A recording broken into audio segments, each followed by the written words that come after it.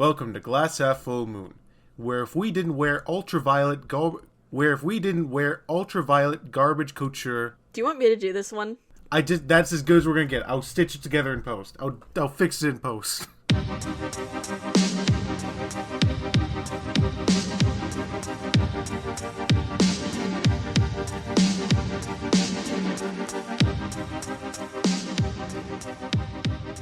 Welcome to Glass Half Full Moon, where if we didn't wear ultraviolet garbage couture, Full Moon Features would go out of business. I am your host for the evening, Gabe. Joining me is my lovely co-host, Casey. And Casey, I have a question for you. Have you been feeling like yourself lately? You seem a bit different. You seem a bit... I mean, don't I always? Wait, what do I normally seem like? I don't know anymore. Is this my voice? Is this my face? What's going on? Who am I? And we have now reached the singularity. Casey is now aware of her own existence, and she has zero-summed. Thank you, everyone. Good night. No, that was in reference to the classic concept of the body snatcher, something that you might imply to be an invasion of those types of creatures that has absolutely nothing to do with the film that we watched. Why would they want my body? It's kind of terrible. I'm missing organs. A good chunk of my teeth are fake. I've got horrible skin. I'm a ginger. Why would they want me? Boobs. You know what? Fair. To be fair, they would also get significant boobs as well from me, but... Which is something that we do not get from tonight's movie. Oh, you're right. We don't get any tits from tonight's movie. Tonight, we watched Seedpeople. Totally distinct from Invasion of the Body Snatchers. Totally not pod people, because they're seed people. They are certainly some kind of seed, but we'll get into it. Might I just say that I thought this movie was actually really boring. That's exactly what I was going to say. This movie was boring. This is a movie where nothing happens. Nothing happens in this movie. This movie is so boring. You see, we're in a weird period in Full Moon Features that I feel that they're still at least attempting to make a film that could pass off as not self-aware, not like Killer Bong or, Ginger Dead Man, things like that are inherently tongue-in-cheek. Seedpeople, it's obviously a rip-off movie, but it's still attempting to take itself seriously. We're only 15 episodes in. Yeah, I think Full Moon is going to become aware of themselves sooner rather than later. Oh gosh. But sadly for now, we fucking Seedpeople. Sadly for now, our movie begins as we open on a dude named Tom being restrained at a hospital, claiming that no one is believing him about some unspoken thing. And this is where we find out that this whole movie is going to be a flashback. Yeah, it's one of those framing device sort of things. And I want to point out that this movie, again, opens with 2 minutes and 20 seconds of opening credits. Not even, interesting opening credits, just menacing sci-fi music with blue text on a black background. So, in Dr. Mordred, my buddy Quentin brought up how these movies are more than likely money laundering schemes, and this film felt like that's what it was. There were a lot of moments where I'm like, this is just... They did what they needed to do to make a movie to get it out the door. They needed a certain amount of money spent on the movie. That's why they have monster costumes. Yeah, it also could just be your standard mockbuster. One of those movies that obviously was made to leech off the fame of another more profitable film, but we won't get into Asylum Pictures. When did Body Snatchers come out? Body Snatchers, there are 2 iterations. The most famous one, I believe, being out in 86. Let me double check that. Oh, sorry, 78 being the one with Donald Sutherland. And there was another one in 56. Yeah, there was one in 56, one in 78, and then I feel like there might have been another one. Yeah, one in 93. So that would have been after Seedpeople. Yeah, apparently. Because Seedpeople was 92. So my question is, what coattails was Seedpeople riding off of? I don't know. It wasn't exactly... Whatever. Moving on. The injured man is begging to talk to some police officers, but everyone is not giving him a straight answer and, like, injecting him with fucking, like, sedatives. And it's so obvious that the people that he's talking to are the Seed people. If you're listening to this podcast, you don't care about spoilers. The people he's talking to in these flashback scenes are the Seed people. And they're trying to make sure that they're trying to figure out his story. And it's so obvious. It's almost painful. Yeah, considering, like, we get this FBI agent that enters into Tom's room while he's being sedated. And he's like, okay, tell me the whole story. And we begin our flashback with Tom going back to a town called Comet Valley, which is apparently... One thing real quick. Yes. The agent's name is Weems, and I find that name very funny. Was it Weems? It's Weems! Agent Weems! Oh, God. Keep that up. I'm just gonna weem you all across the board.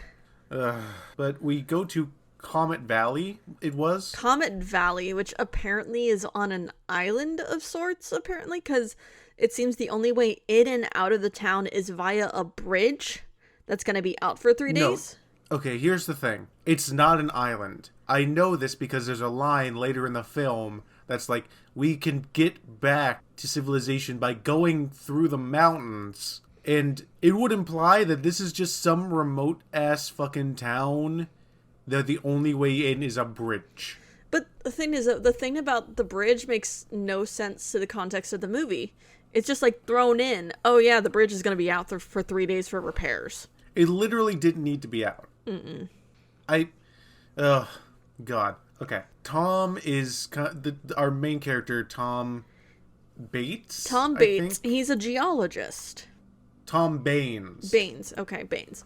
Tom Baines, he is a geologist, and he's in Comet Valley because someone in town found what is believed to be a meteorite.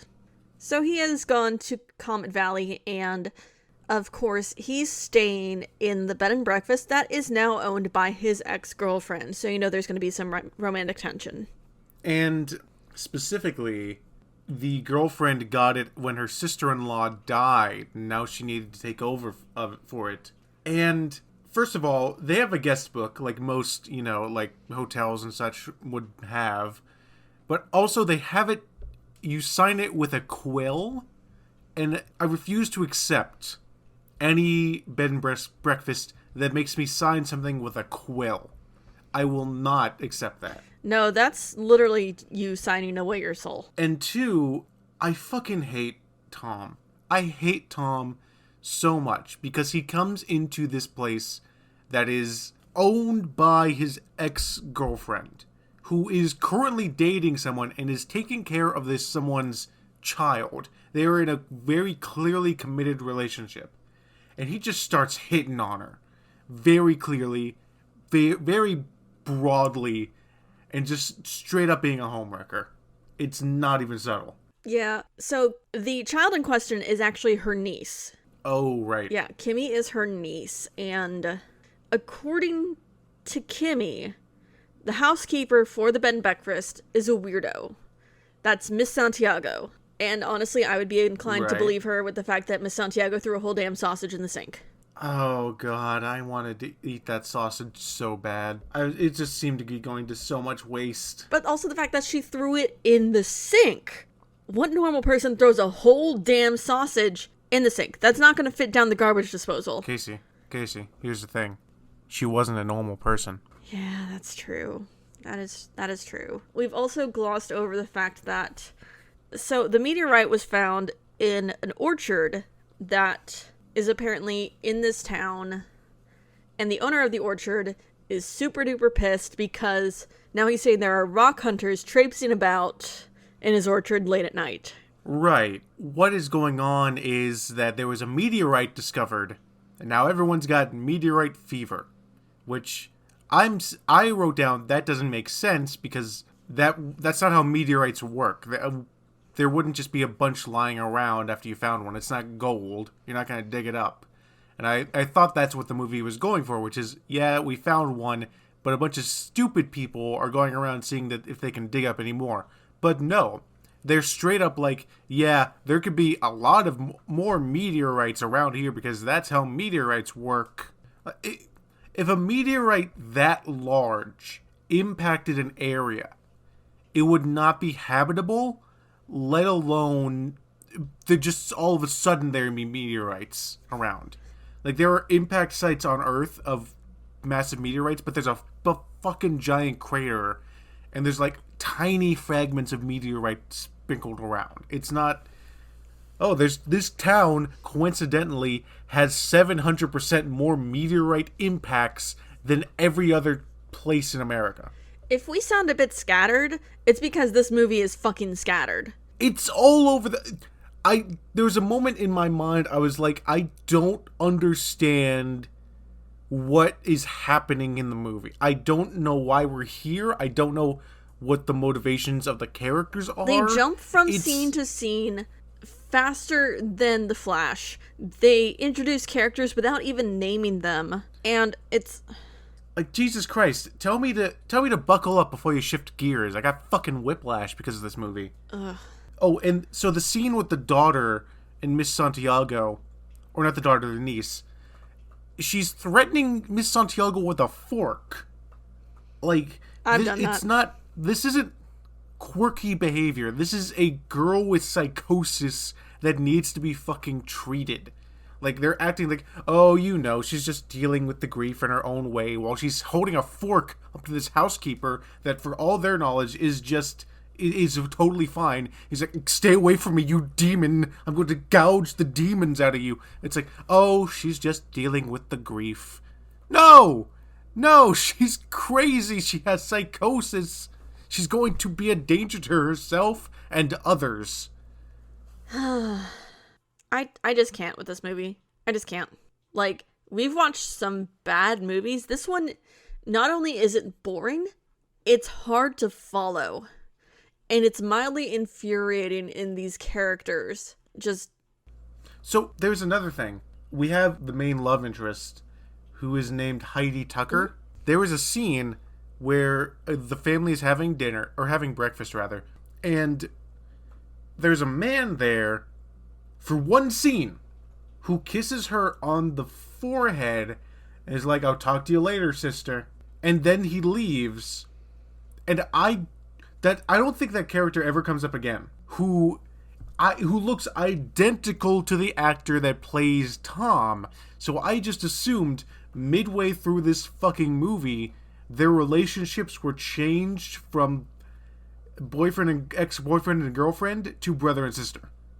I don't know, considering he also called Deputy Yates bro when he was leaving.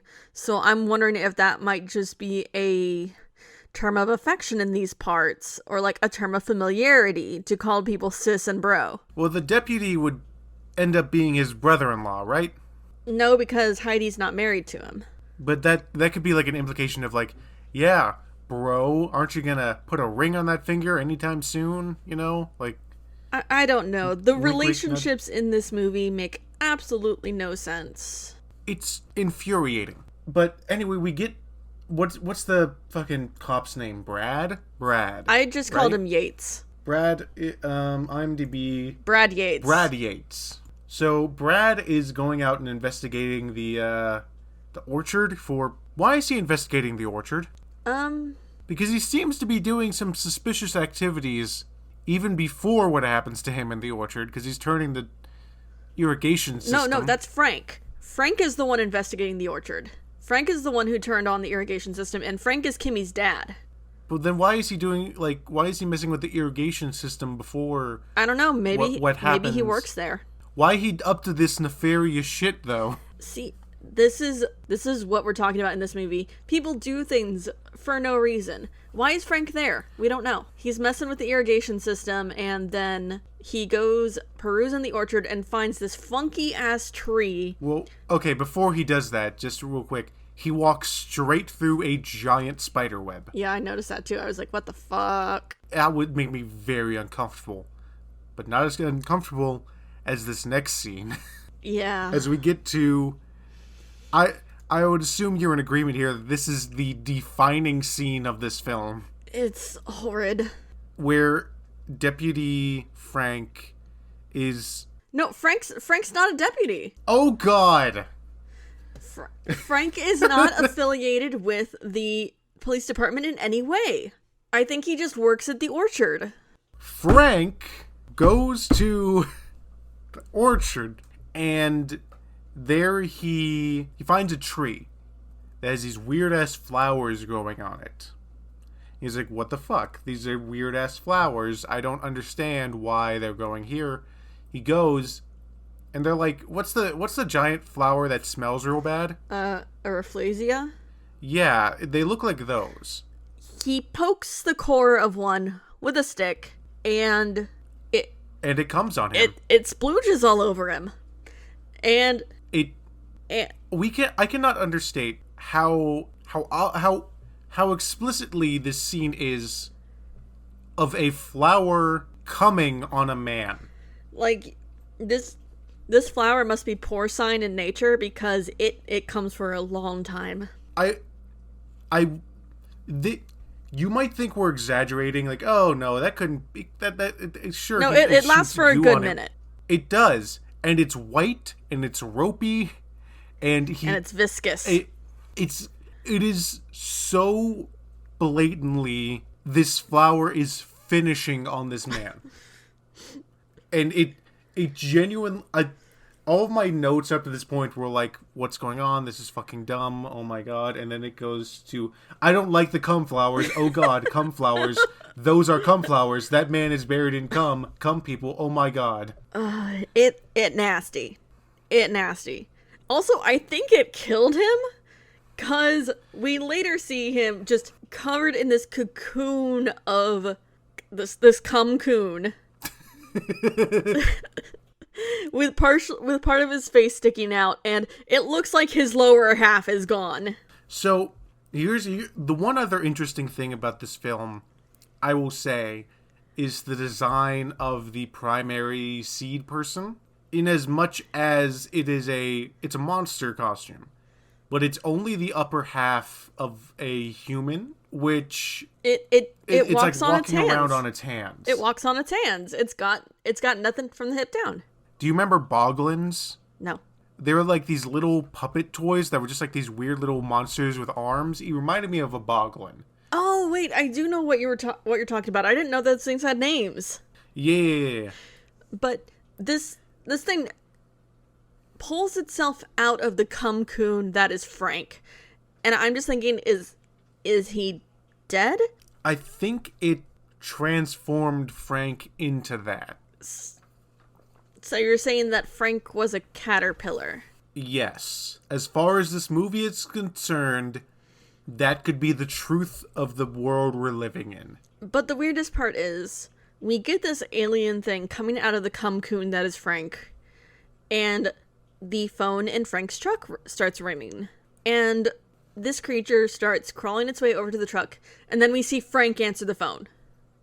So here are my notes I'm writing. Is that actually Frank, or is he an alien, or is he wearing Frank's skin a la Vincent D'Onofrio, or what's going on?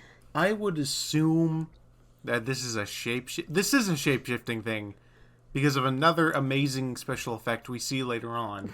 Amazing. And I will say that something that I was wondering, and I want your opinion on, you know how in The Thing, when the doctor character gets his arms ripped off, they replace the actor with an amputee? Mm-hmm. Do you think that for this primary seed person creature, they had someone who had lost their legs play that part in order to get that effect? Possibly, because I believe for Santiago's alien form, they actually hired a little person. Right.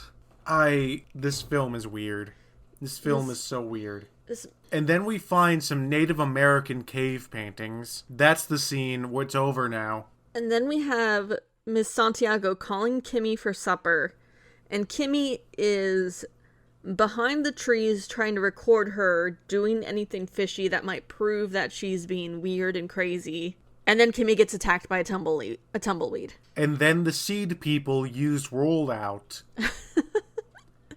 It is just a giant fucking boulder rolling after her, and it's so not threatening in any capacity because it's not even like a big ball. It's like the size of like a beach ball or like a medicine ball. You know what's kind of funny? It kind of reminded me of Karibo from Yu-Gi-Oh!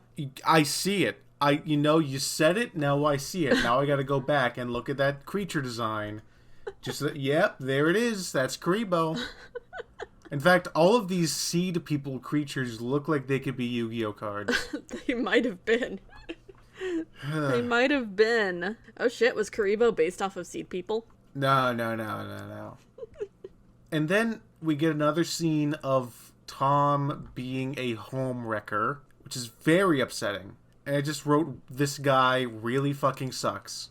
And the girl was being chased by the rolling Seedpeople. Then she just turns back and no one questions how the girl is screaming about Seedpeople. Basically, Heidi and Tom have it in their head that Kimmy's just being delusional. Which is, yeah, that's a reasonable thing to assume, but then take her to a fucking hospital. Like, oh my god. And we get another jump to another scene where Thurman and some other dude, I think named Ed, are going to check out the weird tree more, and one of the flowers, instead of jizzing all over him, just starts covering the dude with little seeds until he looks like the Toothed Child from Channel Zero. He's covered in packing peanuts. I knew they were staticky, but damn. You've missed the best line in the movie, which is, what in the ding dong heck of a double hell of a what in the ding dong heck of a doodle hell is that? Which is, I have to assume that actor came up with it just because it makes no sense in the context of the scene. What in the ding dong heck of a doodle hell is that thing? Exactly. And so this guy is covered in packing peanuts. No, and Thurman runs away while Ed is being covered in packing peanuts. And Thurman promptly gets run over by a dude named Doc. Doc Roller is our Doc Brown of this movie, except much less charming, and now wanted for vehicular manslaughter. To be fair, I wouldn't be surprised if Doc Brown was wanted for vehicular manslaughter. True, very true. But we get all this happening in the briefest period of maybe about 3 to 5 minutes, and then we jump over to Tom giving a seminar on the meteorite found at the town hall, with Frank and Santiago attending and looking like weirdos. This movie jumps all over the damn place. It's so bizarre. Also, there's a pair of like teenage girls spiking a punch bowl, but the punch bowl is only like 6 ounces worth of liquid. It's absurd. But then a man comes up to Tom and is like, I found a fucking meteorite. Come take a look. And Tom's like, oh yeah, that could be a fucking meteorite. I think that guy's name was Bert. I think Bert's the one who owns the orchard. Right. And, oh god, there's science happening, and then we get a scene where Tom is examining this seed thing. Okay, well, the fucking meteorite's a seed. And we get it hinted at, which is like, he's like, yeah, that's a mighty fine meteorite. What do you think it looks like? And the little girl is like, I think it looks like a peach pit, which it does because it's a seed. Dun dun dun, whatever. I refer to them as peach pits throughout the rest of the movie. I don't refer to them as anything throughout the rest of the movie because I don't care to. And then there's a scene where Tom is again being a fucking home wrecker, and was it just me, or did you think that Tom was hitting on the little girl in that scene? I couldn't say what anyone was doing because this movie's just all over the place. To be frank, I wouldn't be surprised if Charles Band wrote that into his film. Ugh. And then they get a scene where a police officer comes up to them and they're like, yeah, fucking Thurmond was run over. We know it was Doc because we found a hubcap, and there's only one car with hubcaps like that. And I would say that's very flimsy police work there, my friend. Yeah, it's... Oh, and then we get a scene where Tom just straight up sees a pod person. Before all that, It seems that Doc Roller done took out the power at the police station because he's at the substation subverting the power to something else wearing his best ultraviolet garbage couture. Right. Like he looks like he belongs at a Tron convention. And Deputy Fraser, one of Brad's co-workers, goes to investigate. Doc attacks him accidentally. Fraser gets pushed into one of the power towers, electrocuted mildly, and then gets attacked by the alien tumbleweed again. And that's the last we see of him. Oh yeah, that's right. Well, no, don't they find him covered in mold later on? Well, it's the last we see of him alive. Fair enough. And then we get the scene where Doc invades on Tom overlooking the meteorite. Yeah. And he shows up and he starts waxing poetic about the thing that Tom's been examining. Says it's not a mineral, but that it's a seed or whatever, and I didn't understand a word of what he said. He's talking about Testa, which, looking it up, is the outer covering of a seed. Why he would assume that a meteor scientist would know what the fuck Testa would be is completely up in the air. That's why I said he's waxing poetic. And also he says the line, "Are you on the side of the aliens or are you on the side of science?" And I don't know if aliens and science are mutually exclusive in that way. But then I just write, what is this madness? God, this man is such a bad actor, in reference to Tom, because he just kind of goes out there to the deputy and is like, yeah, Doc's in there. He threatened to shoot me. You should probably go take care of that. And then Tom wanders into a greenhouse. So no. So this is Doc's lab. This is Doc's house. He ends up at Doc's house for whatever reason. Like, honestly, I was not paying that close attention. That's how boring this movie was. For starters, I couldn't understand a damn bit of what was going on. Two, I also just wasn't paying that close attention because I was bored out of my mind. But this is apparently Doc's house, and Tom finds his lab. No. There was a scene before this. Oh, Bert's greenhouse. Yes, Bert's greenhouse.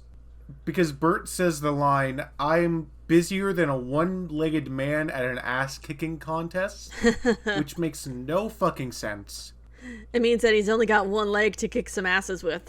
I know, but why would they be busy at a contest where there would presumably be other people also kicking asses?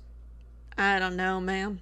The metaphor doesn't make sense. Nothing in this movie makes sense. And I made the call here. The pesticide is going to be used as a weapon against the Seedpeople. And I was right. Half right. And then we get to Doc's lab, where the ultraviolet light is apparently important. For some reason. Yeah, Tom finds this hidden room within Doc's lab that has one peach pit in a tank full of blue liquid and another that's been cut in half that he has actually sprouted. But the room is also covered in ultraviolet lights. So, to just get it out of the way, the ultraviolet light is going to be the weakness of the Seedpeople, which my question is, why? They constantly make references to how these things are plants, and the last I thought, plants like that shit. I don't know.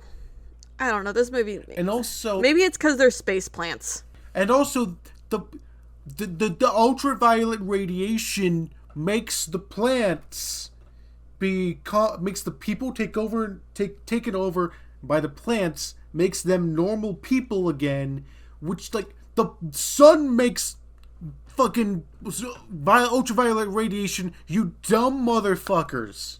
I am irrationally mad at this.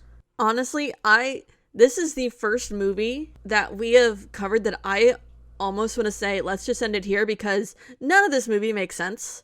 You're not going to glean anything from watching it. You're not going to glean anything from listening to us. We're not going to make sense of this movie I doubt you're gonna make sense of this movie. And if you do, kudos to you. You have more brain power than I do. Yeah, I often say the line, scenes of people doing things.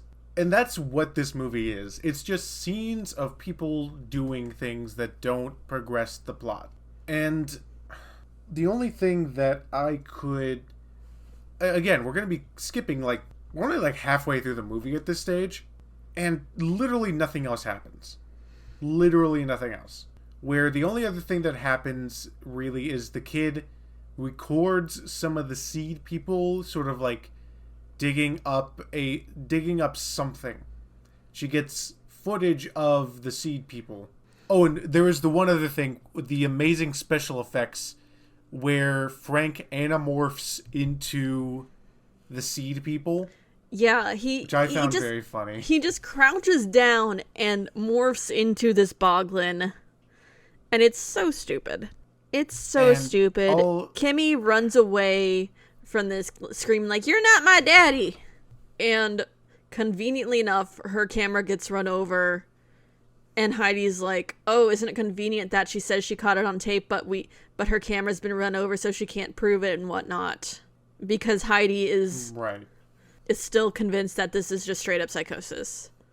So Heidi doesn't believe her because the tape got destroyed, but then Tom fixes the tape, and then Heidi believes the niece.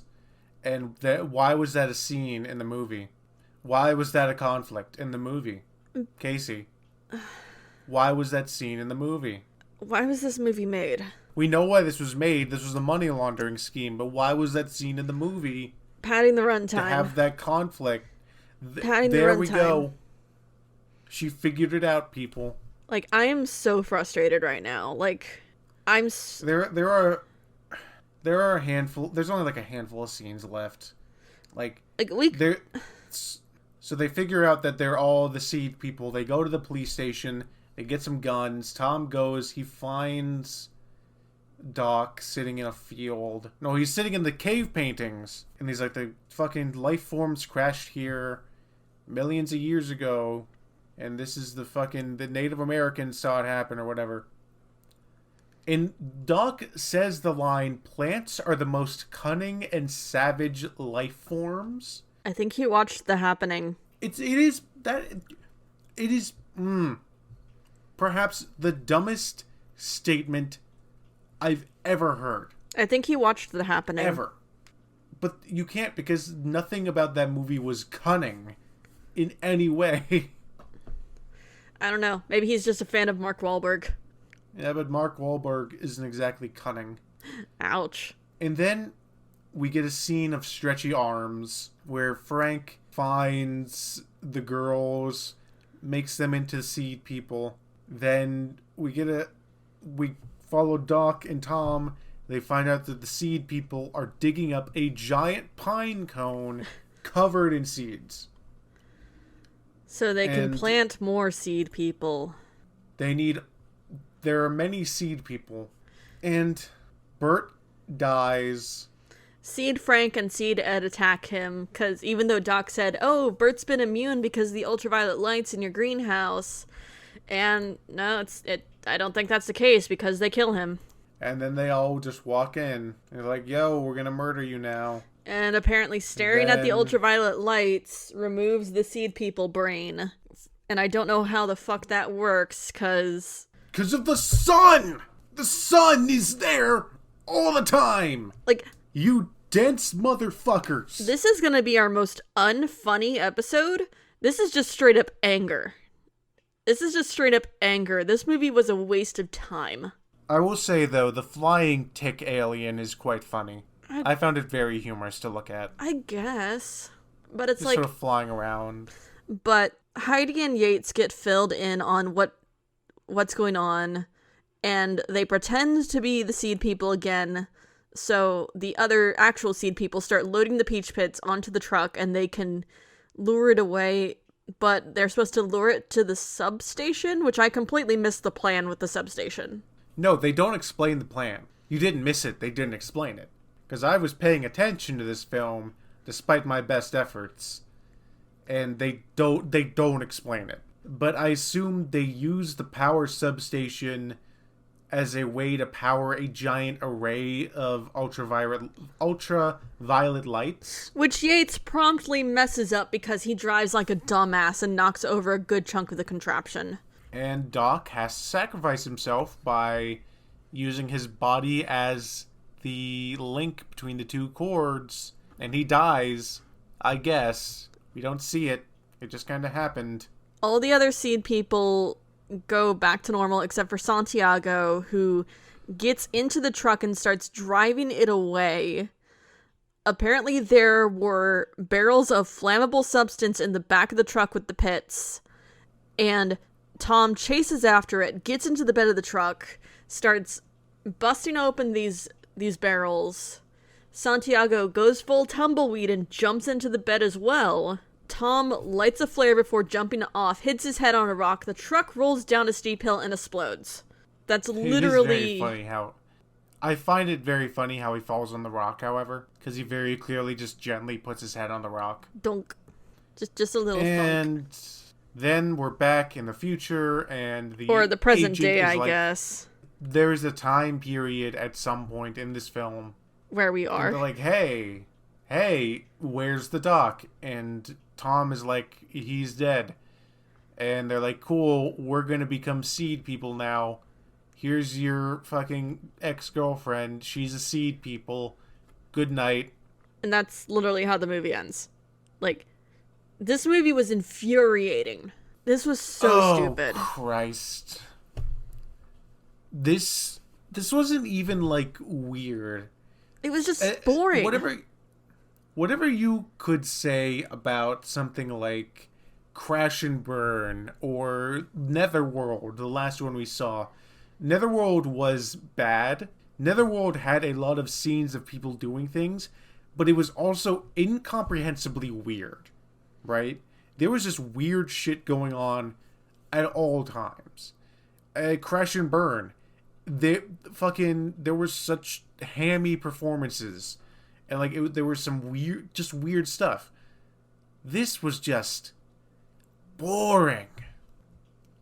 I guess this is going to be a question for you, just since we have, just so that we can, might as well bring it up.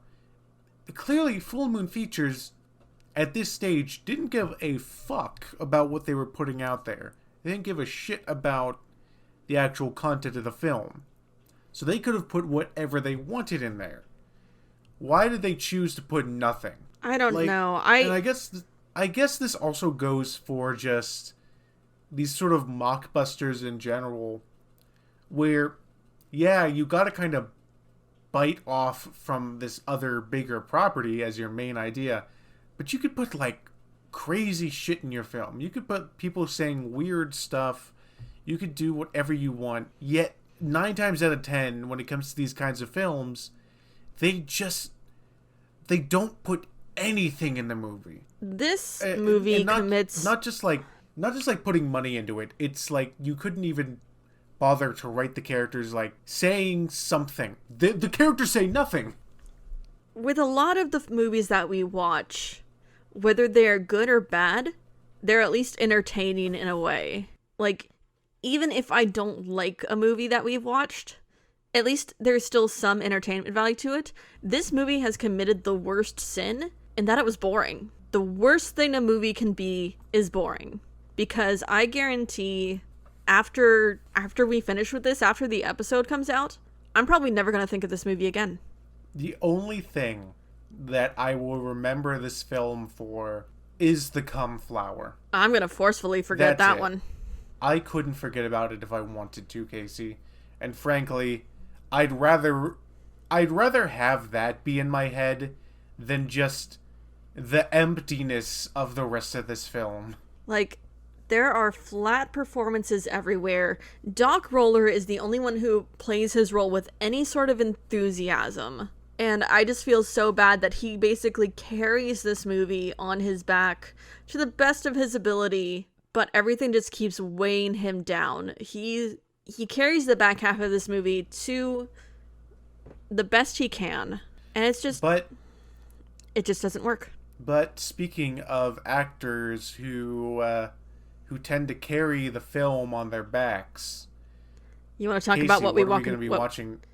I was just about What to are we say. watching next week? I was just about to say, you want to talk about what we watch next week? Thankfully, we're going to be back to an actor who never fails to entertain us. And we return to the world of Tim Thomerson with Trancers 3. Still having not watched Trancers 1. I think that having watched Trancers 1 is going to become less and less relevant as this series goes on. More than likely, but I'm just happy that we will be returning to someone who never fails to entertain. Because Lord knows this movie did not deliver. So, if you are one of the people that wrote this film, who the fuck wrote this film? You know what? Let's call this person out by name. The person that wrote this. Charles Band came up with the original idea. Jackson Barr wrote the screenplay. Jackson Barr, should you be listening to this? Shame on you. We know you can do better. Shame on you for making such a nothing film. I hope you never live it down. And most importantly, I wish you an absolutely horrible evening. And for the rest of our listeners out there, we'll talk to you next time. Hopefully with more to talk about. Bye, everybody. Bye.